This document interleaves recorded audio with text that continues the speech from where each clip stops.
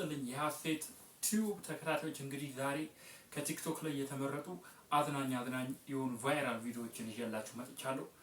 አብራችሁን ቆዩ ማለት ነው። እንግዲህ የፖሊስ ባል ስትሆኚ ሊገጥምሽ የሚችለው ነገር ነው። የፖሊስ ባሎች ለሊት የሚያጋጥማቸው ነገር ሄሎ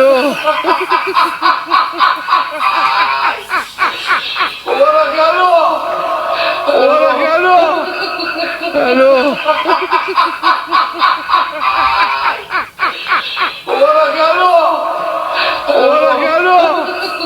Hello.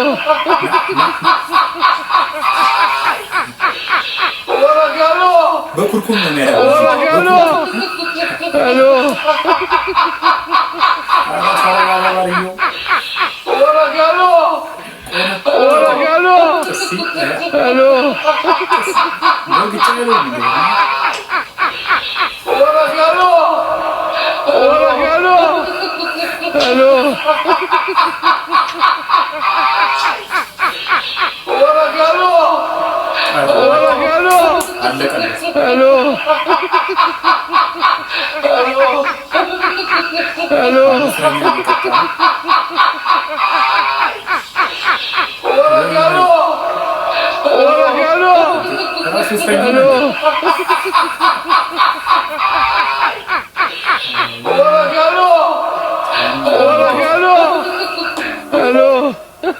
እንግዲህ እንደምታዩት የፖሊስ ሚስት ስትሆኚ ለሊት ላይ ሊገጥምሽ የሚችል ነገር ብለው ነው የሰሩት።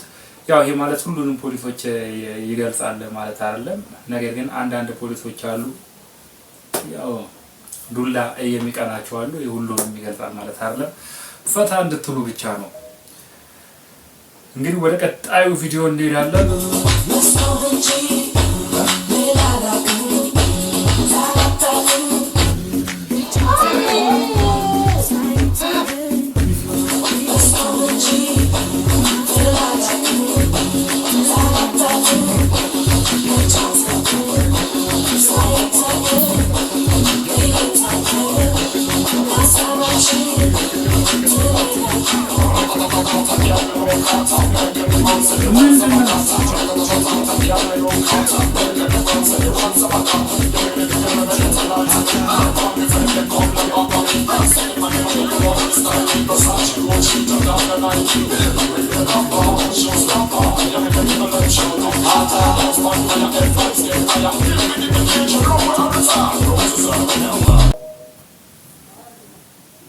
በነገራችን ላይ ይሄ ቪዲዮ የተቀናበረ ነው። ትክክለኛ በዚህ ዘፈን አይደለም የተሰራውና ያው ዝማሬ ላይ ነው ያሉት። ሰው ዝማሬው እንግዲህ ሞቅ ያለ ይመስላል።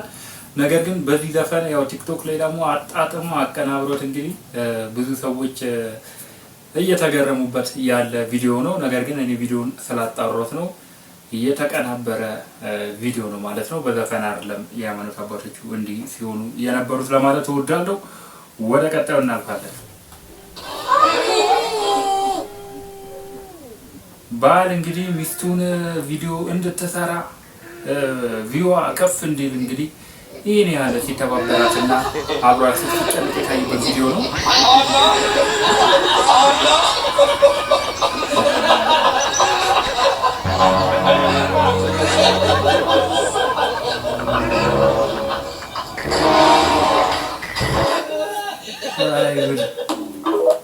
እንግዲህ ባሎች ሚስቶቻችሁን እንደዚህ ደግፉ ለማለት ያህል የተሰራ ቪዲዮ ነው። ያው ቪዲዮ ፈን ቢሆንም እንግዲህ መተባበር አለብን ለማለት ያስኬዳል።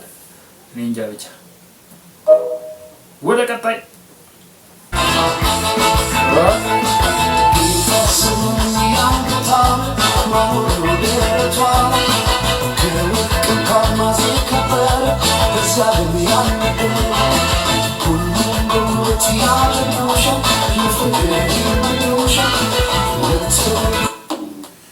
እንግዲህ ሴቶች በዚህ ከቀጠሉ ሴቶቹ ጡንቻማና ፈርጣማ ይሆናሉ። ወንዶች ደግሞ እንግዲህ የተለያየ ሶስት ቦታ ሲያዘወትሩ አቅማቸውን እያጡ ነው የሚሉት። እንግዲህ ነገሩ የተገላቢጦሽ ሊሆን ይችላል ማለት ነው። እንግዲህ ባሎች እማወራ ሴቶች አባወራ የሚሆኑበት ዘመን እየመጣ ነው ማለት ነው። ወንዶች እባካችሁ ስፖርት እየሰራችሁ እናንተ ሴቶች መስራታቸውን እናበረታታለን። ወንዶች ደግሞ የበለጠ ስፖርት ስሩ ለማለት እወዳለሁ። ወደ ቀጣዩ እናልፋለን። ኢየሱስ ይወድሻል። መልካም ያውልሽ። በእውነት እንግዲህ የፕሮቴስታንቶች የመንገድ ላይ ስብከት ነው። ሴትዮዋ እንግዲህ ሶስቱ ሴቶች እንደሚታዩት ነጠላ አድርገዋል። ከቤተ ክርስቲያን እየተመለሱ ነው የሚመስለው። ከቤተ ክርስቲያን ሲመለሱ ደግሞ ይህ ወጣት ደግሞ የፕሮቴስታንት አማኝ የሆነ ሰው ኢየሱስ ክርስቶስን በጎዳና ላይ እየሰበከ ነው። እስኪ እኚህ ሴትዮ የሚሉትን እንስማ። ኢየሱስ ይወድሻል። መልካም ያውልሽ። በእውነት ኢየሱስ ያድናል። ከድንግል ማርያም የተወለደው ያድናል። መዳን በሌላ በማንም የለም። መልክዤ መንግሥተ ሰማይ ልገባ አልችልም። ወዳጆቼ እርሱ የሚሏችሁን ስሙ አለች ማርያም። እንግዲህ ወጣት የጎዳና ላይ ስብከት ኢየሱስን እየሰበከ እንዳለ እኚህ ትልቅ ሴትዮ ምንድን ነው የሚሉት? ይህንን የመሰለ መልክ ይዘህ እዚህ ጎዳና ላይ ትጮኻለህ ወይ ነው የሚሉት። እንግዲህ እና ታዲያ ይህንን የመሰለ መልክ ምን ያደርግ? ሹገር ማሚ ምናምን ይፈላል ለማለት ነው? አልገባኝም። መልክና ስብከት እንግዲህ አይገናኝም። ማንኛውም በክርስትና እምነት ውስጥ ያለ ሰው እንግዲህ ፕሮቴስታንትም ሆነ ኦርቶዶክስም ሆነ ካቶሊክም ሆነ ጆቫ ኢየሱስን እንግዲህ ይወዳል ብለን ነው የምናስበው። ኢየሱስ ሲሰበክ የሚናደድ የሚደነግጥ ሰው እንግዲህ ራሱን መመርመርና መፈተሽ አለበት። ይሄ ደግሞ ከመልክ ጋር የሚገናኝ አይደለም። መልኩ የሚያስጠላ ሰው ነው ኢየሱስን መስበክ ያለበት ወይ? እንግዲህ በጥያቄ እናልፈውና ወደ ቀጣዩ እናልፋለን ማለት ነው። ዮ ጋይስ መንጃ ፈቃድ ድጋሚ ተፈትናችሁ አውጡ ተብሏል አይደለ? ፒኤችዲ ያላቸውም ድጋሚ ተፈትነው ድጋሚ ተምረው ይፈተኑ። የምጠረጥረው ሰው አለኝ። እኔ የምጠረጥረው ሰው አለኝ። መንጃ ፈቃድ አውጥቼ ሳልማ ገና ምንም ሳልማ ድጋሚ ልፈተን ነው እንዴ? ደግሞ ሳልዳብጥ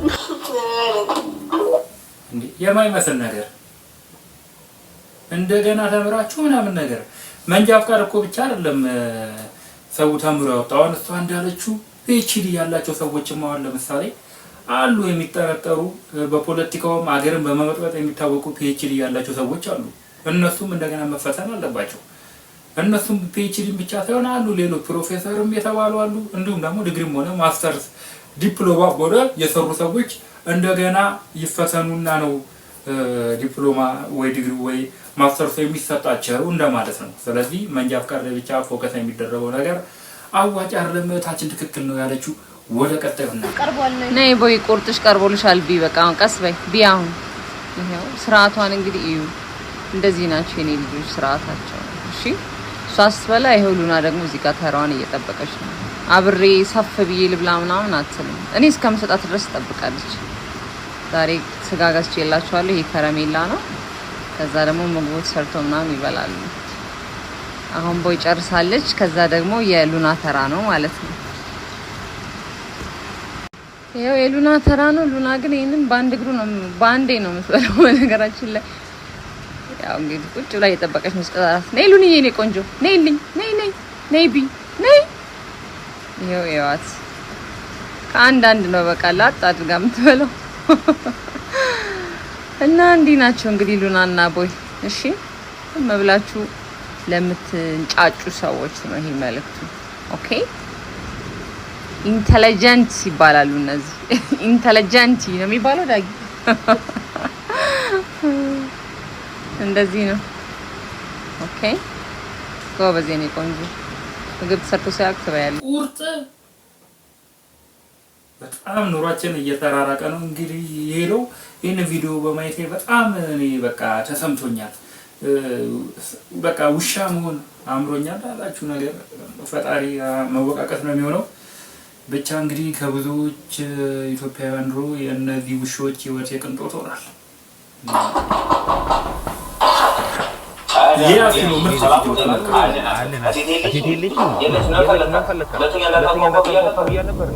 ፖሊስ ጣቢያ መጥሪያ ሰጥቶኛል እና ከሰው ጋር ተጋጭቼ እና ከታሰርኩኝ ዋስ እንድትሆኑ እኛ ምን አገባን ታዲያ?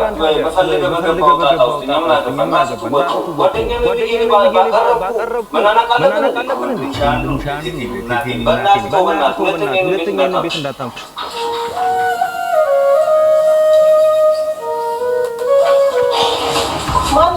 ያንኳኳ?